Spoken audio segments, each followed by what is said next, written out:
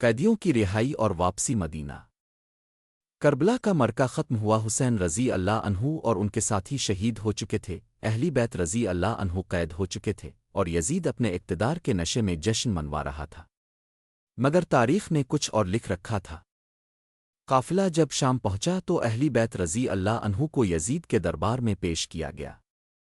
یزید نے پہلے تو غرور سے قیدیوں کا مذاق اڑایا، لیکن جب حضرت زینب رضی اللہ عنہ اور امام زین العابدین رضی اللہ عنہ نے دربار میں وہ تاریخی خطبے دیے تو یزید کے دربار کا ماحول بدل گیا۔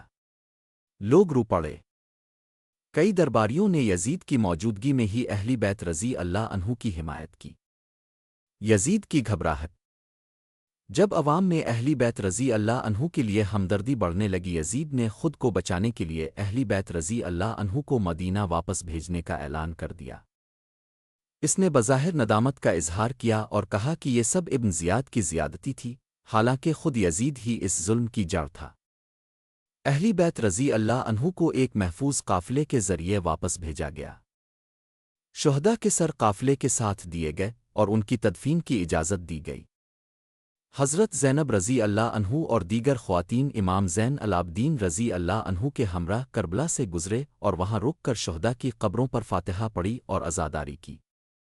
مدینہ کا راستہ۔ راستے بھر قافلہ خاموش اور دل گرفتہ رہا۔ جس راستے پر حسین رضی اللہ عنہ مدینہ سے چلے تھے، اب اسی راستے پر ان کی بہنیں، بیٹیاں اور بیٹے واپس جا رہے تھے، لیکن اس بار بغیر ان کے خالی اور بوجھل دل کے ساتھ۔ جب قافلہ مدینہ پہنچا تو پورا شہر سوگ میں ڈوب گیا۔ حضرت فاطمہ بنت حسین رضی اللہ عنہ اور حضرت سکینہ رضی اللہ عنہ کو دیکھ کر لوگ زار و قطار رونے لگے۔ حضرت زینب رضی اللہ عنہ نے رسول اللہ کے روضے پر جا کر عرض کی، اے نانا، ہم اب کے حسین رضی اللہ عنہ کو لے کر مدینہ سے گئے تھے اور اب بغیر ان کے واپس لوٹے ہیں۔ یہ قافلہ صرف واپس نہیں آیا تھا، یہ کربلا کا پیغام لے کر مدینہ پہنچا تھا۔ صبر، حوصلہ، حق گوئی اور ظلم کے خلاف قیام کا پیغام۔ حضرت زینب رضی اللہ عنہ اور امام زین العابدین رضی اللہ عنہ نے ظاہراً قید کاٹی، مگر اصل میں امت کو جگایا اور کربلا کو صدیوں تک زندہ کر دیا۔ ویڈیو کو آگے شیئر کرے تاکہ کربلا کا پیغام آگے پیچھے۔ جزاک اللہ خیر۔